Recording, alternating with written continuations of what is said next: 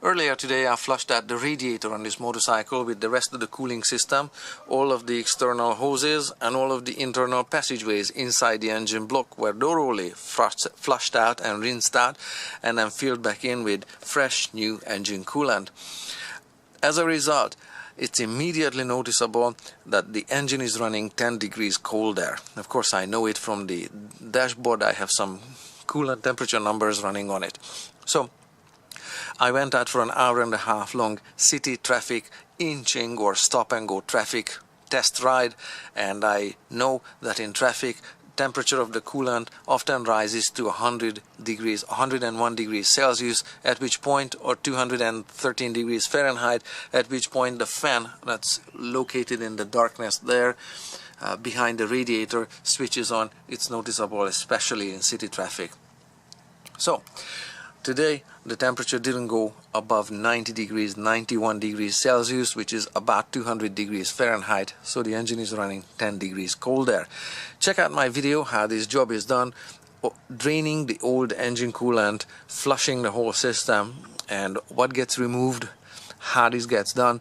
It's a little bit longer, half an hour, but has some detail that most everybody else's video doesn't even mention or bring up.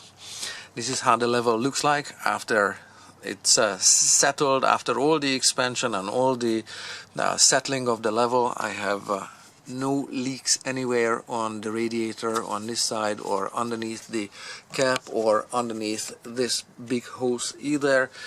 And of course you should check the level with the motorcycle upright. So in this position roughly there you can see that the level, that the level is between the low mark and the high mark there, so that's pretty good. I'm ready to install the missing body panels here, or fairing pieces that needed to be removed on this particular make and model.